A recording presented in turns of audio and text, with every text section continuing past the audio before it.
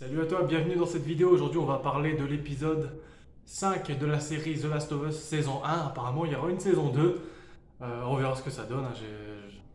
Ils vont sûrement suivre le jeu, la partie 2 que j'ai moyennement appréciée.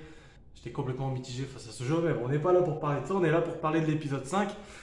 Il y a une chose que je trouve assez agréable dans cet épisode 5, c'est j'aimerais parler de cette résistance en fait qui s'installe après finalement, 20 ans après. En tout cas, sûrement qu'il y a eu d'autres résistances dans le monde, mais évidemment là on ne parle que de cette résistance dans cette partie du monde, si tu veux. Et en fait, on comprend que la Fedra, pendant plus de 20 ans, a torturé des gens, quoi. C'était une dictature, etc. Et donc on peut comprendre en fait qu'il y a une résistance en fait qui commence à en avoir marre au bout de 20 ans.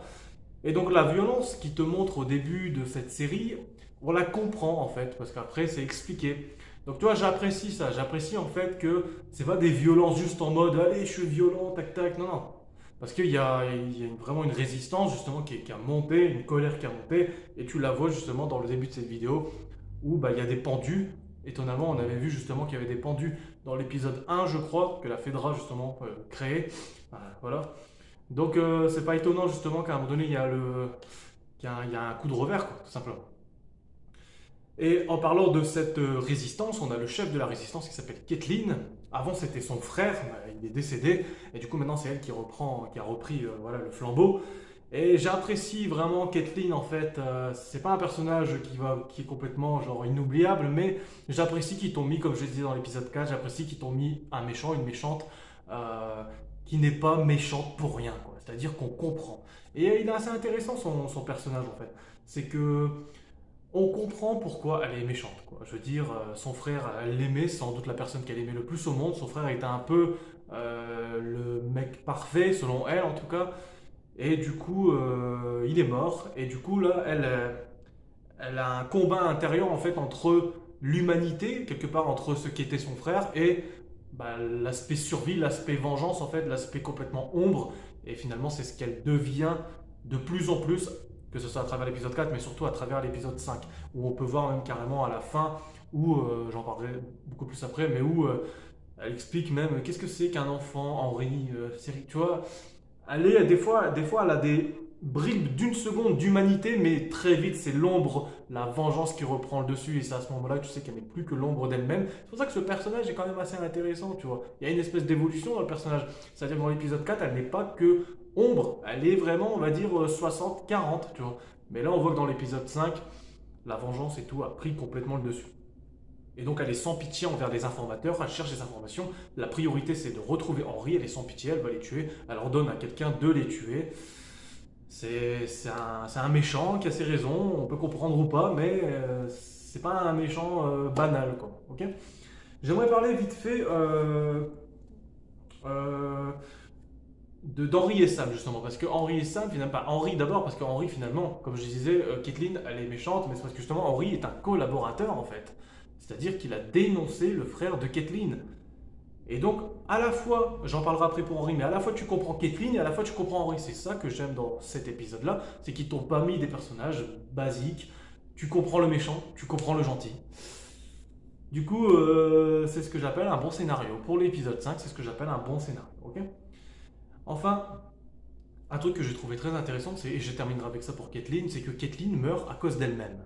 Je t'ai expliqué pourquoi. Dans l'épisode 4, à un moment donné, ils vont pour rechercher Henri, tout ça. Ils trouvent la chambre, et puis à un moment donné, il y a une autre pièce à côté où tu as le sol qui commence vraiment à bouger, etc. Parce qu'il y a des infectés en dessous, ils ont foutu des infectés en dessous. Ok. Kathleen, elle est tellement dans son esprit de vengeance qu'elle dit on s'occupera de ça plus tard. Tu fermes le bâtiment, on s'occupera de ça plus tard. Mais c'est ces mêmes infectés qui, à la fin, bah, la tuent. Ok. Parce qu'à la fin, c'est un claqueur qui tue Kathleen.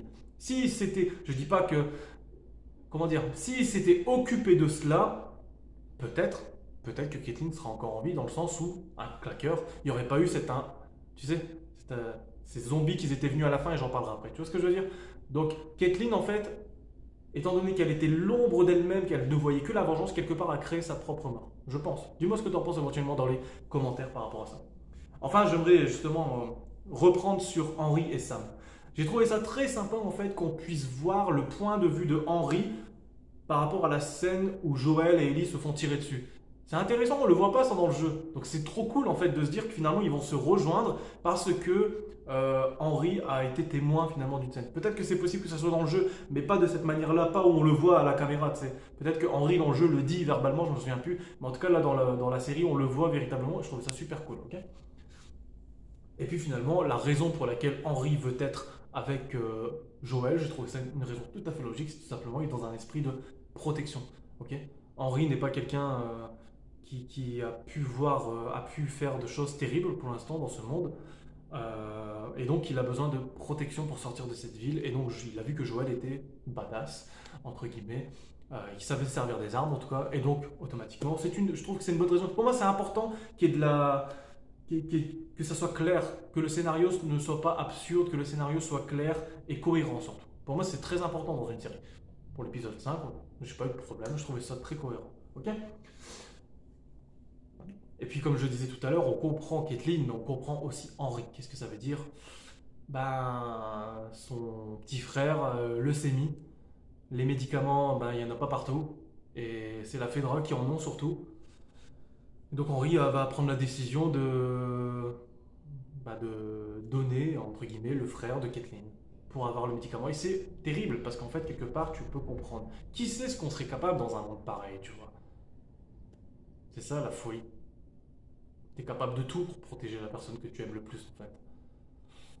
J'aime bien ça, ce côté post-apo, comme ça, ce côté vraiment assez dramatique, en fait, de l'humanité repoussée comme ça dans ses retranchements. C'est assez intéressant, quand même, je trouve.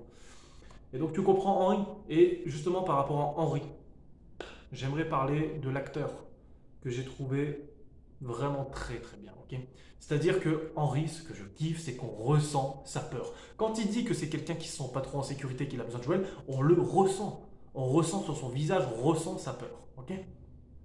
Et le visage de Henry à la fin, juste avant que son fils se fasse, son frère se fasse infecter, juste après la scène de chaos, j'en parlerai après.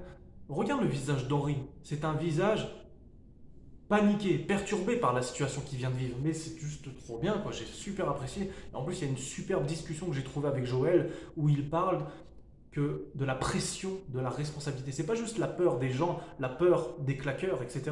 C'est la peur de perdre ce que tu aimes.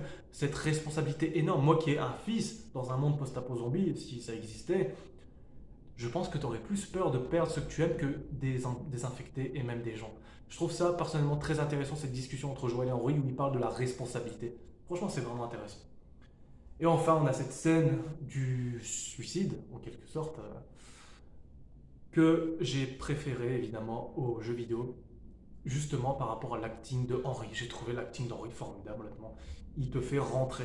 Encore une fois, quelque chose où tu rentres dans la série, c'est un bon scénario et des acteurs. Le bon scénario, s'il est là, mais que les acteurs sont pas là, tu rentres pas. Il faut qu'il y ait les deux, c'est très important. Et là, Henry, honnêtement, pour moi, il est juste exceptionnel dans son rôle.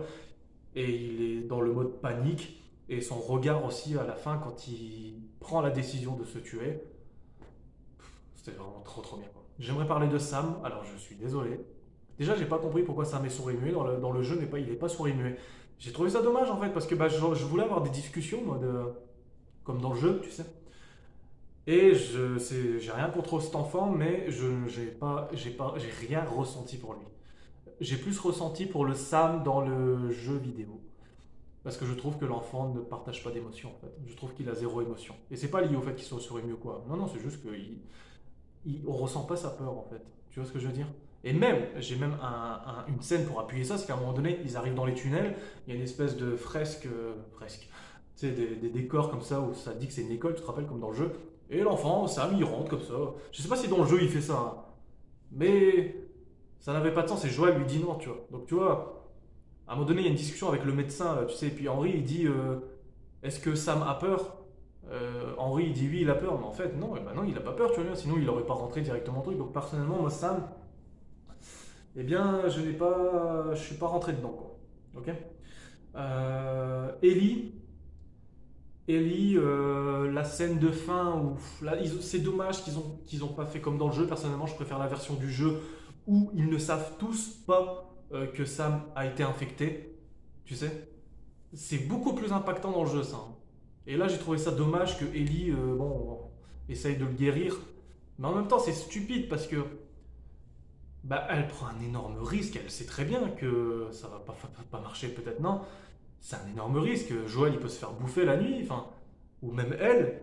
Je trouvais ça, du coup, ça m'a pas sorti évidemment, mais je sais pas pourquoi ils ont fait ça. C'est moins impactant que dans le jeu personnel. Dis-moi ce que tu en penses éventuellement, mais personnellement. Et Ellie, tu vois, Ellie, je suis pas du tout sévère avec elle, mais je suis juste réaliste, en tout cas, ce que je ressens. Ellie, parfois, je trouve son acting assez irrégulier, mais là, elle a eu une scène où j'ai trouvé son acting parfait. C'est la scène où Henry se tire une balle. Elle a vraiment une réaction hyper réaliste. J'ai trouvé sa réaction, son acting vraiment parfait. C'est pas une mauvaise actrice, c'est une très très bonne actrice. Je pense que malheureusement, des fois, la production, je sais pas qui, lui demande de faire une tête bizarre. Mais là, elle a été vraiment. Là, elle a ajouté quelque chose en plus. Qui était pour moi plus que le jeu vidéo, c'est sa réaction. Vraiment, vraiment un superbe acting là pour cette scène, donc bravo à elle pour le coup. Enfin, il y a des scènes, il y a la scène de fin évidemment qui reprend pas mal de trucs qu'on a vu dans le jeu, hein, avec le sniper, tout ça. C'est un peu du gameplay, sauf que dans le jeu ça se passe 2 jours si je me trompe pas. Donc là, c'est quand même intéressant que Joël y aille, puis que Joël finalement devient un super sniper qui prend énormément de risques hein, quand même, mais c'est comme ça, c'est comme dans le jeu, il a la détermination. Donc j'ai trouvé ça super cette scène finalement où ils sont tous ensemble, hein, mais t'as Joël qui les défend. Et un truc que j'ai trouvé super cool, c'est que tu vois, bon, les infectés viennent du sol. Ça, c'est pas dans le jeu, c'est ce qu'ils ont choisi de faire.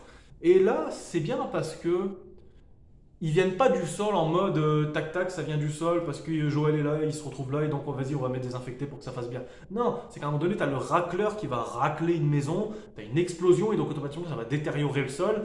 Et là, du coup, les infectés peuvent être libérés. Parce qu'on voyait déjà dans l'épisode 4 que le sol était complètement instable. Donc là, évidemment, avec le racleur qui passe et l'explosion, ok. Donc du coup, c'est cohérent.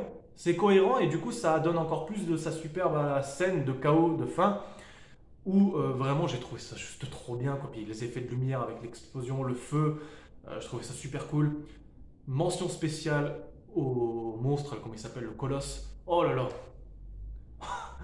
quand t'entends le bruit, ils ont vraiment. Moi, j'aime bien l'iconisation de monstres, de personnages, de super-héros, tout ça. J'adore l'iconisation. Et je trouve qu'ils ont hyper bien iconisé cette première entrée de ce colosse. Un espèce de ralenti comme ça avec les flammes sur le côté. Tu vois, moi j'aime quand tu me fais plaisir comme ça. Tu vois, le mec qui a décidé ça derrière, ça, ou la femme, peu importe, ils savent, ils connaissent The Last of Us, ok. Ils savent qu'il faut respecter, voilà. Et je l'ai trouvé super bien fait. Je sais même pas si c'est des effets spéciaux ou quoi, mais il est super bien fait. Puis il fait comme dans le jeu quand tu te fais défoncer, tu sais, il arrache la tête au gars avec. Puis son bruit, putain. Ah, j'ai trouvé ça super cool. Après, notre mention au claqueur enfant. Ça te rappelle que justement, ça te rappelle encore plus que dans ce monde post-apo, les enfants ne sont pas exempts de devenir affectés. On l'a vu dans l'épisode 2. Et là, un enfant claqueur, quoi. Enfant qui va tuer Caitlyn au passage. Enfant claqueur qui est un peu, tu sais, qui se distord comme ça dans la voiture. Ah, c'était malaisant à voir, mais en même temps, flippant de ouf, tu vois. Et c'était trop bien, quoi. Ellie qui va suriner un claqueur, évidemment, référence au jeu vidéo aussi. Euh, et puis, j'aime beaucoup aimer aussi, c'est quand ils s'en vont finalement, quand ils arrivent à s'en aller, et puis qu'on a une scène où ils s'en vont. Enfin, une scène où on voit vraiment de manière très lointaine, comme ça, le chaos avec tous les zombies et tout ça, les infectés, le colosse et tout. Juste, si tu mets pause à ce moment-là, c'est juste trop trop bien quoi. Ok. Donc voilà, c'était mon avis sur l'épisode 5. Vraiment, j'ai bien aimé cet épisode honnêtement. Il faut qu'il y ait un équilibre évidemment entre l'évolution des personnages qu'on peut suivre, mais parfois mets-nous quand même des infectés. Et moi, s'ils font ça à chaque fois, ça me va. C'est-à-dire qu'ils mettent pas tout le temps des infectés, parce qu'on est dans un monde où des fois, ben, chaque ville est différente. Là, ils étaient en mode souterrain. Des fois, ça va être en campagne ou quoi. Ben, j'imagine qu'il n'y aura pas de zombies. Tu sais, ça se passerait comme ça. Hein. Ça dépend des villes et tout ça. Donc, j'apprécierais qu'ils continuent de cette manière-là. Je te dis à très très vite pour l'épisode 6 de la série The Last of Us. N'hésite pas à me dire dans les commentaires ce que tu en penses pour continuer la conversation. Ce que tu penses de cette scène chaotique de fin. Cette scène où il y a les infectés, mais cette scène surtout assez dramatique, vraiment, moi je me rappelle le jour où j'ai joué au jeu, ça m'avait foutu une claque cette scène, lorsque je vois Sam qui regarde son pantalon et qui s'est fait mort, je m'y attendais tellement pas, c'est pour ça que c'est l'un de mes jeux préférés, The Last of Us en fait, parce que c'est des personnages que tu vois pas longtemps dans le jeu, mais t'as un affect, ok. Pour moi, ça, c'est quand il y a un travail derrière et puis il y a vraiment une envie que les gens s'attachent à des personnages, s'attachent à un jeu, etc. Donc voilà, je te dis à très très vite. Euh, N'hésite pas à t'abonner pour recevoir les prochaines vidéos. Puis pour l'épisode 6, on se retrouvera. Je crois que l'épisode 6, je dis ça parce que je l'ai déjà vu. Donc je t'en parlerai, je fais la vidéo tout de suite après. L'épisode 6 m'a vraiment marqué aussi. Bien qu'il n'y ait pas d'infecté, mais je t'expliquerai ça dans la prochaine vidéo. Salut à toi.